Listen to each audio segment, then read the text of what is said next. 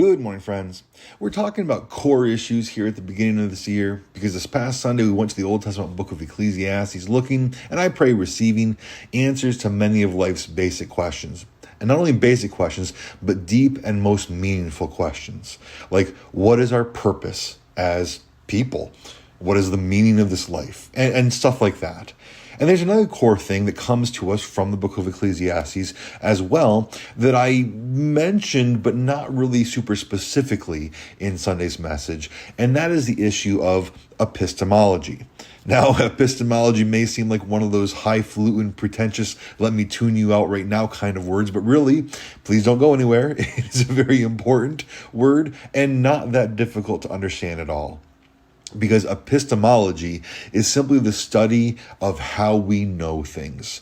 How do we come to know things? Why do we hold certain things to be true, whereas we dismiss other things as untrue? A slightly more technical definition is that epistemology is the investigation of what distinguishes justified belief from mere opinion. Okay, what am I justified as believing is true, and what is the other stuff that you can believe if you want to, but it's just opinion, it doesn't really matter. And that means that epistemology is an incredibly important thing. How do we know what we know to be true? It deals with what we know to be true and why we hold it as true. And that has an awful lot to do with the perspectives that we come from, or the perspective we come from, and the assumptions that we bring to any particular situation.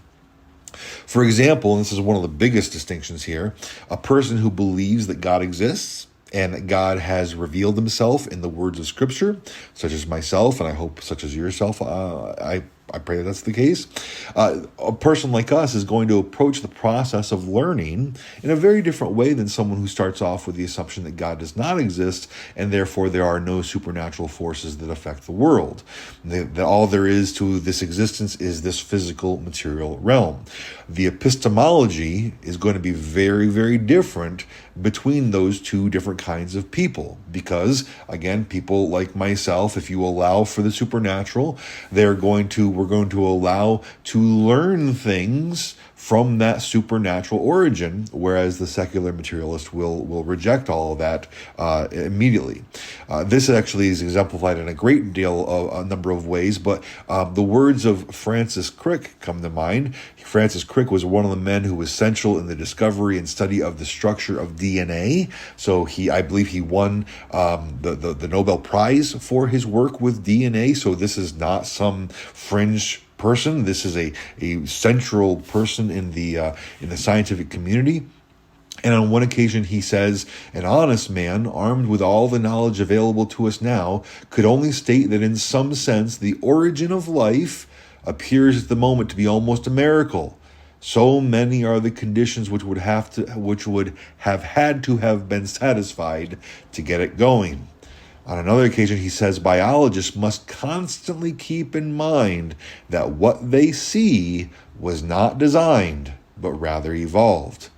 Now, do you see what Crick is saying? In the first quote, he is saying that all available evidence points to the origin of life being a miracle. The existence and evolution of life simply cannot be explained by material means according to the available observable evidence at that time. And yet, instead of saying, maybe God is a thing after all, seeing as how the observable data seems to point that way. No, he goes on to reject any notion of God, which is clear in that second quote, because he reminds all biologists that they must constantly keep in mind that what they see, what they observe, is not designed by an intelligent creator, but rather it evolved by purposeless random forces. But let me ask you this, or if I could, ask Francis Crick himself, why must the biologist constantly keep in mind that what they see evolved rather than was designed? Because all observable evidence pointed to the idea and the reality that it was designed. So what you see naturally points you to that conclusion. Therefore, says Crick, you've got to remind yourself it was not designed. It was not designed. It was not designed. It looks designed, But I can't accept that it was designed because my baseline commitment, my epistemology, how I come to know what is true or accept what is true, does not allow for it. There can't be any God. I don't want to admit there's a God. Therefore, I must keep reminding myself, against all the evidence, that it was not designed. It was not designed. It was not designed. And interestingly enough, one last quote from Crick, which actually leads us right back to Solomon's conclusions from the book of Ecclesiastes. Crick also says the astonishing hypothesis is that your joys and your sorrows, your memories and ambitions, your sense of personal identity and free will are in fact no more than the behavior of a vast assembly of nerve cells and their associated molecules. In other words, friend, as you listen to my voice and as I think about you and my concern for you, Crick is saying you're just chemicals in motion. You have no real free will. It's all just a mechanistic universe of cause and effect, chemicals reacting in space and time. Which means what? Ultimately, that nothing really matters. The very concept of you, your identity, your personhood, Crick says, is nothing more than a collection of nerves and molecules. That's what you are reduced to. Now, to be sure, brothers and sisters, friends, if that is reality, then that is reality. I don't want anyone to ever believe in God simply because they can't handle the alternative. That is what the atheists will often claim is the case. Oh, those weak-minded Christians just can't handle the cold, hard truth of a cold, hard universe. So if that is reality, then we ought to accept it as reality. But it's not. As these quotes from Francis Crick actually help point us to, he saw it himself. He saw the evidence of God's work so very plainly, which is why he had to tell the other biologists to just keep reminding themselves against the evidence that there is no intelligent creator. Because if there is no God, then that's right. We are nothing but bags of chemicals and nothing really matters. But to claim that we're just bags of chemicals and nothing really matters when God does exist, that's abhorrent. Because here, again, brass tacks, what is reality? If we have no value, if that is our reality, if God does not exist, we have no value, and so we just admit that we have no value, okay. That's one thing. But when we as human beings, as people, when we do have value, when there is meaning and purpose to this life, and yet you still have people telling you that you don't have value, which they may not say that part, but if their whole point is that there is no meaning or ultimate purpose in life, then the conclusion is you have no value, despite the reality that you do have value as a human being created in the image of God. But yet that's still the message they're giving people. That's horrendous. And again, that's the difference between despair and joy, between confusion and confidence. Because in Ecclesiastes, Solomon was actually playing the role of Francis Crick, or vice versa, however you want to look at it. Over and over again throughout the book, Solomon talks about what he sees and what he observes in this life under the sun. And again, he refuses to look to God for the answers to the questions that are raised based on what he observes. He is limiting his epistemology, the source of his knowledge, how he knows, to simply himself. And that's what Crick was doing. That's what all secular materialists do. They say we will observe the world around us and make sense of it. That's what Solomon's goal was. But then he'll also say, as we see from Solomon, we will not permit those observations to point us to anything that is outside the physical material realm.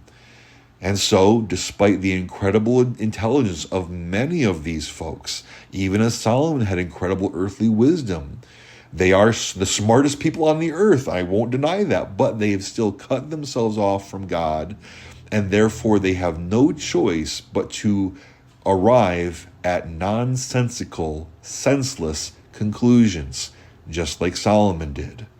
While seeming to base their entire worldview on the concept of logic and rationality, these folks actually cut logic and rationality off at the knees in order to not admit as true what is plainly evident, that there is a creator and that it would be impossible for the material realm to exist without such a creator.